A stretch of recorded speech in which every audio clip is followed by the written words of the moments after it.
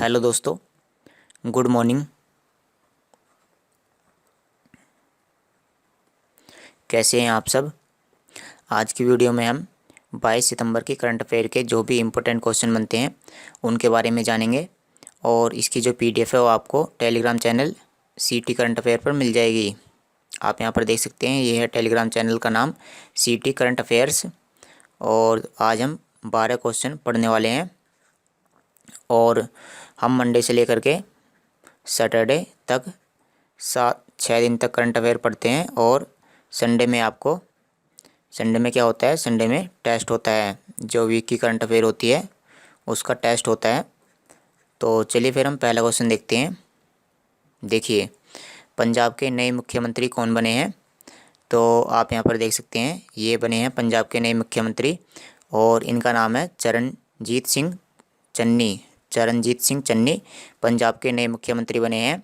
और अगर हम बात करें कि ये कौन से नंबर के मुख्यमंत्री बने हैं, तो ये 16वें नंबर के मुख्यमंत्री बने हैं। इसमें चलिए हम पंजाब के बारे में जान लेते हैं। देखिए, आप यहाँ पर देख सकते हैं, ये है पंजाब राज्य है जो कि किसके साथ में अपनी सीमा साझा करता है। यहाँ पर यह पाकिस्तान के साथ में अपनी सीमा साझा करता है। जो पाकिस्तान के साथ में ये जो बॉर्डर है, ये जो सीमा रेखा है, इसका नाम क्या है, रेड क्लिफ इसका नाम है। यहाँ पर ये जो यहाँ से यहाँ तक की जो सीमा रेखा है, यहाँ पर गुजरात से लेकर के यहाँ तक जम्मू कश्मीर तक, और यह 3 राज्यों के साथ में अपनी सीमा साझा करता है। आप यहाँ पर देख सकते हैं 4 राज्यों के साथ में, एक तो है जम्मू कश्मीर और एक है हिमाचल प्रदेश, हरियाणा और राजस्थान। देखिए, यहाँ पर जो नेशनल पार्क है वो एक भी नहीं है, जो राष्ट्रीय उद्यान है यहाँ पर एक भी नहीं है। और हरियाणा में 2 राष्ट्रीय उद्यान है। कौन कौन से, सुल्तान का सर काला है यानी काले सर। और यहाँ पर दूसरा है सुल्तानपुर। और यहाँ पर जो इसका पड़ोसी राज्य है पंजाब, इसमें एक भी राष्ट्रीय उद्यान नहीं है। पंजाब की स्थापना 1 नवंबर 1966 में हुई थी और इसकी राजधानी क्या है, चंडीगढ़। जो हरियाणा है, इसकी भी राजधानी क्या है, चंडीगढ़। और यहाँ के नए मुख्यमंत्री कौन बने हैं, रणजीत सिंह चन्नी। जो पुराने मुख्यमंत्री थे ये अब नहीं हैं। और यहाँ के जो राज्यपाल हैं वो कौन है, बनवारी लाल पुरोहित। इससे पहले कौन थे, इससे पहले थे वीपी सिंह बदनौर। जो यहाँ की प्रमुख झीलें हैं आप देख सकते हैं, सुखना झील, हरिके झील और कांजली झील। यहाँ के जो लोक नृत्य हैं उनको आप यहाँ पर देख सकते हैं, भांगड़ा, गिद्धा, झूमर, धूमल और दनकारा।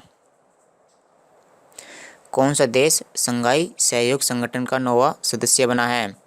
तो आप जानते हैं कि एससीओ के अंदर 8 देश आते हैं। कौन कौन से देश आते हैं, जैसे पाकिस्तान, चाइना, इंडिया और रसिया, 4 तो ये हैं। 2 देश आते हैं के से, यानी किर्गिस्तान और कजाकिस्तान। उसके बाद तजाकिस्तान और एक आता है उज्बेकिस्तान। तो 8 देश तो ये पहले से थे। अब इसमें एक नया देश जुड़ा है जिसका नाम क्या है, उसका नाम है ईरान। आप यहाँ पर जो ईरान के राष्ट्रपति हैं इनको देख सकते हैं, इनका नाम है इब्राहिम रईसी। इनका नाम मैं यहाँ पर लिख देता हूँ, इब्राहिम रईसी। तो इनका नाम काफ़ी इम्पोर्टेंट है क्योंकि ये हाल ही में ईरान के प्रधानमंत्री बने हैं, ईरान के ये राष्ट्रपति बने हैं। और चलिए फिर हम किसके बारे में जान लेते हैं, एससीओ के बारे में जान लेते हैं। एससीओ की स्थापना कब हुई थी, इसकी स्थापना 2001 में हुई थी। 2001 में इसमें 8 देश आते हैं। और एससीओ यानी संघाई, तो यहाँ पर संघाई लिखा है। इसका जो मुख्यालय है वो कहाँ पर स्थित है, इसका मुख्यालय बीजिंग में स्थित है। तो चलिए फिर हम ईरान के बारे में और जान लेते हैं। हमने एससीओ के बारे में तो जान लिया, इसमें जो 9वां देश जुड़ा है उसका नाम क्या है, ईरान।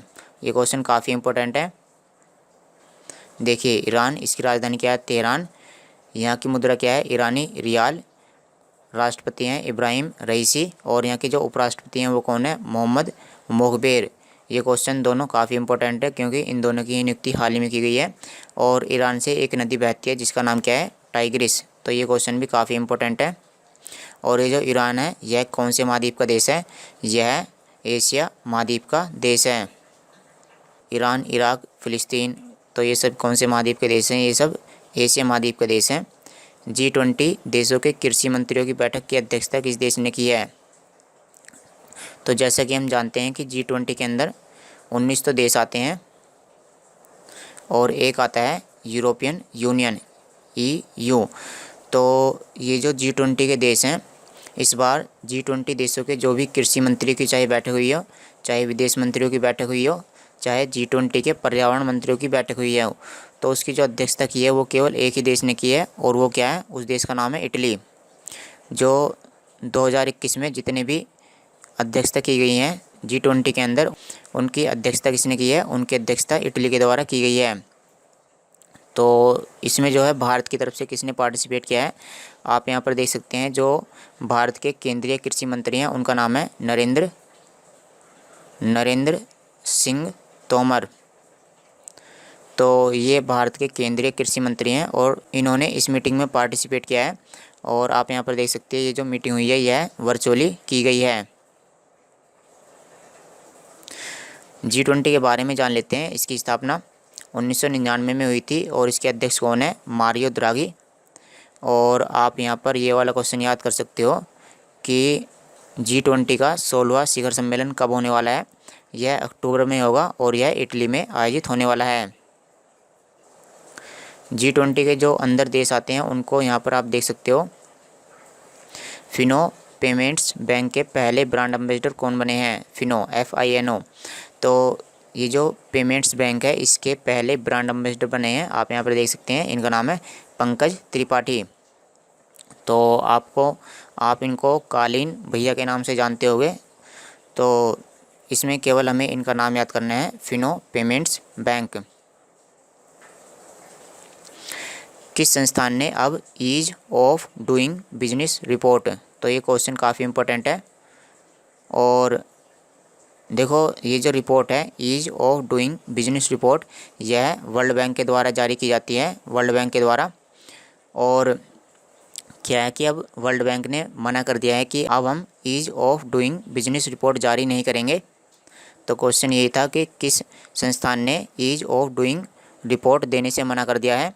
तो संस्थान का नाम है वर्ल्ड बैंक।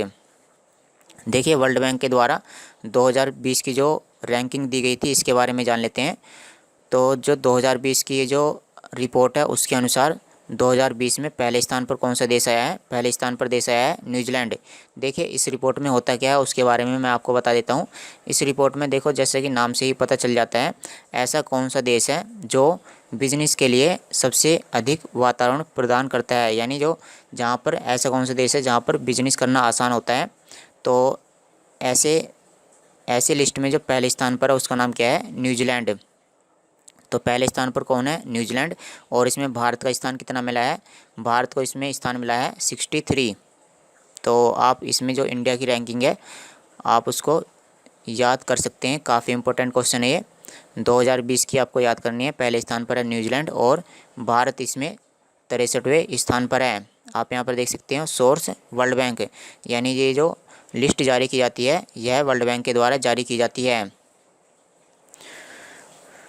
चलिए वर्ल्ड बैंक के बारे में जान लेते हैं। इसकी स्थापना 1945 में हुई थी और जो IMF है, IMF यानी इंटरनेशनल मॉनेटरी फंड, इसकी स्थापना भी 1945 में हुई थी और इसका मुख्यालय वाशिंगटन DC अमेरिका के अंदर स्थित है। इसका मुख्यालय भी वाशिंगटन DC अमेरिका के अंदर ही स्थित है। और वर्ल्ड बैंक के अध्यक्ष कौन है, डेविड मालपास। इसके MD और CFO कौन है, अंशुला कांत। तो ये भारतीय हैं तो आपको इनका नाम पता होना चाहिए, अंशुला कांत। MD यानी मैनेजिंग डायरेक्टर और CFO यानी चीफ फाइनेंशियल ऑफिसर।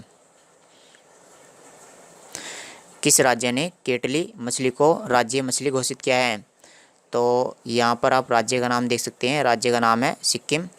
तो सिक्किम राज्य ने जो यहाँ की केटली मछली है उसको राजकीय मछली घोषित किया है, राजकीय मछली। यानी इस राज्य की जो राजकीय मछली है उसका नाम क्या है, केटली। तो आप इसका नाम याद कर सकते हो। इसको राज्य मछली घोषित करने से क्या होगा कि इस मछली का अब संरक्षण किया जा सकता है, यानी इस मछली की अब रक्षा की जा सकती है। जैसे इसकी जो संख्या है अगर वह कम हो रही है तो राज्य मछली घोषित करने से ये जो है संरक्षित रहेगी। तो चलिए फिर हम सिक्किम के बारे में जान लेते हैं। आप यहाँ पर देखिए ये है सिक्किम और इसकी राजधानी है गंगटोक। इसकी स्थापना 1975 में हुई थी। आपको केवल 1975 याद करना है। और यहाँ के मुख्यमंत्री कौन है? प्रेम सिंह तमांग। और यहाँ के राज्यपाल हैं गंगा प्रसाद। देखिए यहाँ पर केवल एक ही राष्ट्रीय उद्यान है और उसका नाम है कंचनजंगा राष्ट्रीय उद्यान। सिक्किम के अंदर केवल एक ही राष्ट्रीय उद्यान है जिसका नाम क्या है? कंचनजंगा राष्ट्रीय उद्यान। और यहाँ पर देखिए विश्व की तीसरी सबसे ऊंची चोटी है जिसका नाम क्या है? कंचनजंगा। तो आप इस क्वेश्चन को भी याद कर सकते हो। साथ ही साथ में देखिए ये जो असम है, असम के अंदर कितने राष्ट्रीय उद्यान है? असम के अंदर 7 राष्ट्रीय उद्यान है। इसके अंदर कितने राष्ट्रीय उद्यान है? इसके अंदर 7 राष्ट्रीय उद्यान है। तो इनका नाम आपको पता होना चाहिए। और असम कितने राज्यों के साथ में अपनी सीमा साझा करता है? तो असम 7 राज्यों के साथ में ही अपनी सीमा साझा करता है। राष्ट्रीय लघु उद्योग निगम लिमिटेड के अध्यक्ष सह प्रबंध निदेशक कौन बनी हैं? तो NSIC इसकी अध्यक्ष और सह प्रबंध निदेशक कौन बनी है? तो इनका नाम है Alka Nagia.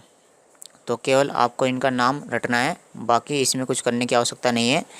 Asian snooker champion का खिताब किसने जीता है? तो क्वेश्चन काफ़ी इंपॉर्टेंट है।